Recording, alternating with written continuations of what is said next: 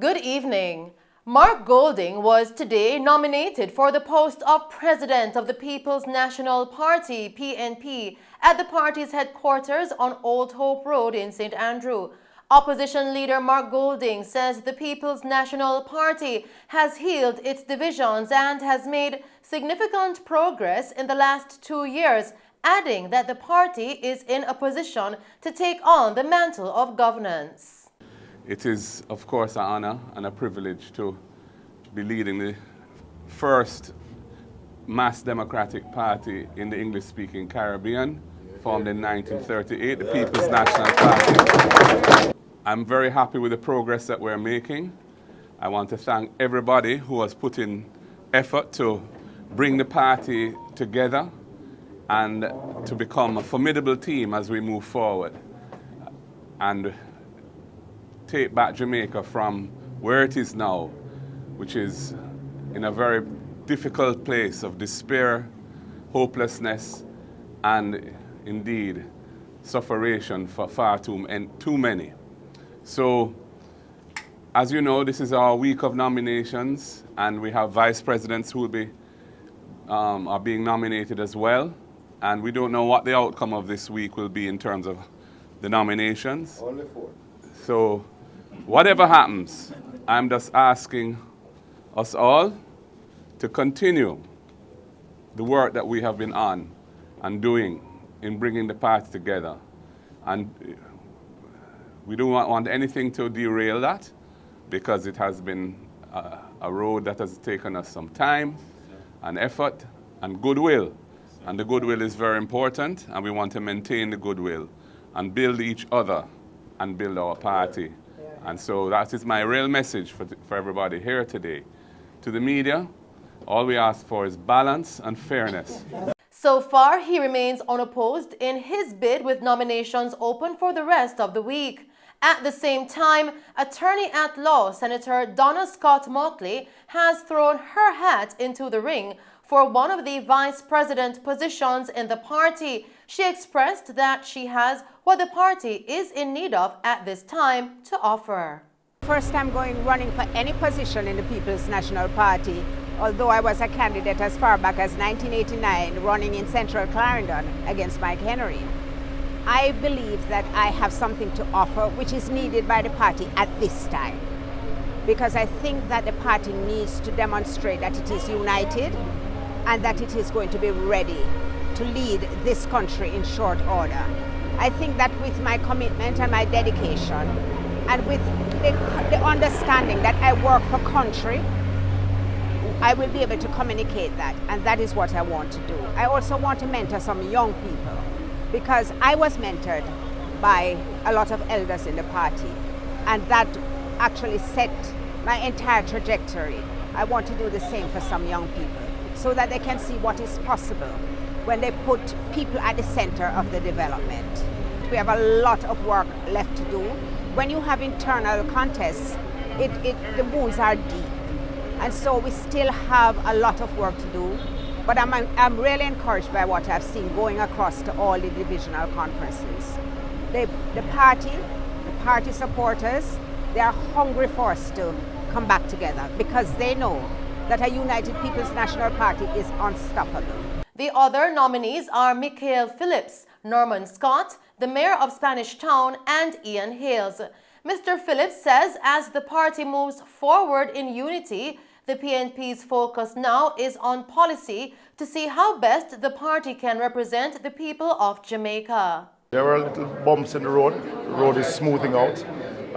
There is cohesion within the party. In all families, you may have some that disagree, but I think we're coming together as one unit, as a PNP family.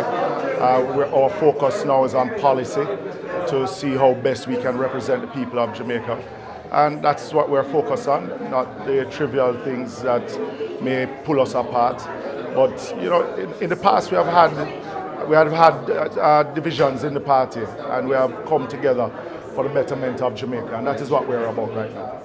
As I said, I was vice president before. I think that I had performed satisfactorily. The delegates have said they would like to see me back there in that capacity. I have been around the island, even though I have not been vice president, doing the work of the party. So this is just another step, being an officer of the party, helping the party leader and the other officers in guiding the process of the party, so that if there is a local government election or a general election, we'll be in a good position. Mr. Hales, in his remarks, said that having a united party, they are looking towards victory as they continue to build capacity within the party. I think last year the party went through a difficult period. The leader asked me and others to come in and serve. And we did so. We came in and we served our party and we served it well. The party is more united now. We are looking towards victory. We are building capacity in the party. So overall, I think if you take a year, we have done well. It's a better year this year than it was last year. So I am assuming, and I know for a fact, that we have done well, and we will continue to do so. We are building the party to be victorious for a local government election and a general election whenever it is called. I've been going across the country with the leader, and I'm going to continue doing that. I'm going to continue building the capacity of the PNP, and I'm going to continue doing everything that I can within my power in ensuring that I unite the People's National Party. So to all the comrades across Jamaica, your party is more united after a year. It is more focused. It is more steady in the hands of Mark Golding in ensuring that Mark Golding becomes the next Prime Minister of Jamaica. For his part, Mayor Scott says the party hopes to spend their energy on the impending local government election. We are looking forward to a local government election, and as it relates to the energy and in terms of expenditures, we would love to place our energy and our expenditure into preparing ourselves for a local government election. You would have seen the conferences, the kind of energies that are being exhibited in the conferences.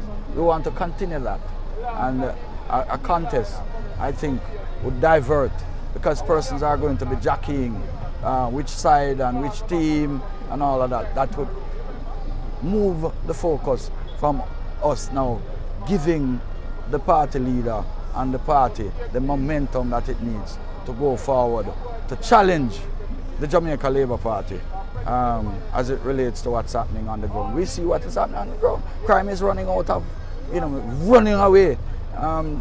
We have a government led by a Prime Minister, when he was opposition leader, said you can go to your bed and sleep with your windows and doors open.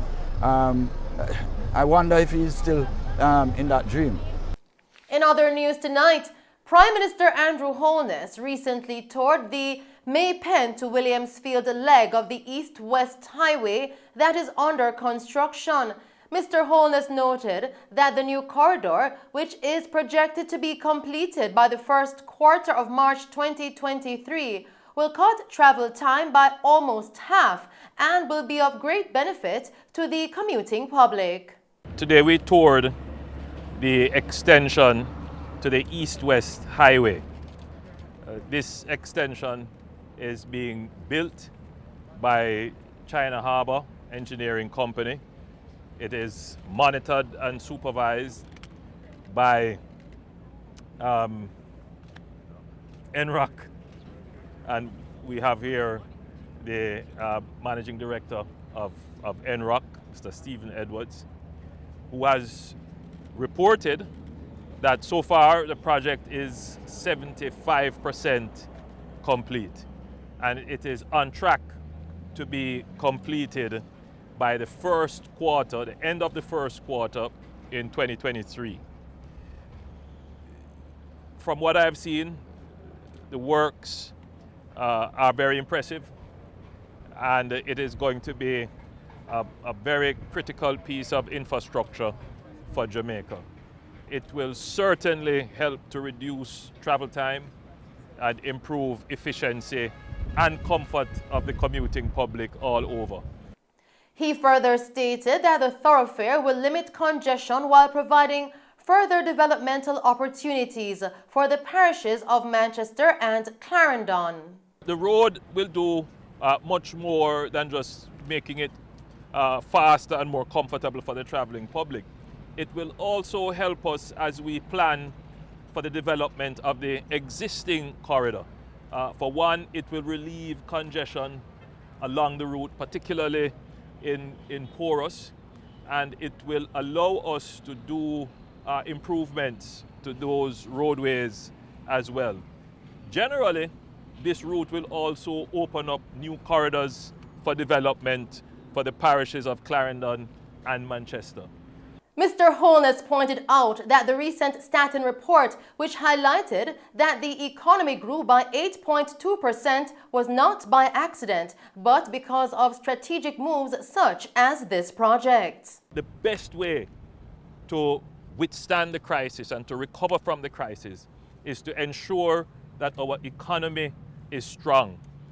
And a signal of the strength of the economy is the continuation of our infrastructure project. It is not by accident that Staten could report yesterday that our economy grew by 8.2%. It is because of the deliberate, well-structured economic plan of the government. Now I know there are those who will be quick to point out that the economic growth is a very ethereal concept and people suffering is the reality. Reporting on Crime Now, a police search ended in a wanted man being captured and several high-powered weapons being seized this morning. The guns, the wanted man, and 4 other men are now in custody following an operation in Canterbury, St. James. The firearms include a Colt AR-15 rifle with 2 magazines and 25 rounds, an AK rifle with 1 magazine and 2 rounds, and an Intratec submachine gun with a magazine that contained no rounds. Reports coming into our news center are that at about 7:40 a.m., a joint police and military team conducted an operation at Upper King Street in Canterbury in search of Kevin Whitehead, otherwise called KJ. The police said Whitehead was held and a search of his house was conducted. No illegal weapons were found. However, a search of the exterior and neighboring premises was subsequently done. The police said it was during this search that the firearms and ammunition were found. The police further stated that the 4 other men aged 20, 24, 25, and 27 were detained in the vicinity. They are to be interviewed and processed. Still on crime, 1 man is in custody following the seizure of a firearm and several rounds of ammunition at Railway Lane, Spanish Town in St. Catherine yesterday. Reports from the Spanish Town Police coming into our news center are that at about 8:45 p.m., a joint police military team was on patrol in the area when they reportedly saw a group of men acting in a manner that aroused their suspicion. The police military team accosted the men and searched them. One of them was found with a Smith & Wesson 9mm pistol fitted with a magazine containing 13 9mm rounds of ammunition. He was arrested. However, his identity is being withheld pending further investigations. Continuing with the news tonight, the Jamaica Customs Act, which is to be repealed and replaced, will provide a modern framework that further enhances ease of doing business. The Act, which is currently before a joint select committee of Parliament, will improve customs practices and procedures to facilitate trade effectively and efficiently. It will also ensure increased predictability and compliance with customs requirements. Minister of Industry, Investment and Commerce, Senator Obin Hill, said that the modernization is expected to bring significant benefits to the trading community by improving customs clearance and revenue collection, simplifying procedures for businesses, and providing more efficient service delivery to the general public. Minister Hill was addressing the Customs Brokers and Freight Forwarders Association of Jamaica, CBFF-AJ's 56th Annual General Meeting at the Jamaica Pegasus Hotel, New Kingston. He emphasized that the government is putting the supportive framework in place to facilitate growth and efficiency in trade. He informed that the automated system for customs data is also being updated to function in an even more customer-friendly manner and with ease and efficiency. And we turn our attention now to tonight's COVID-19 update, where the Ministry of Health and Wellness reported 61 new COVID-19 cases and 1 death yesterday, increasing the infection total now to 143,408 and total deaths to 3,145.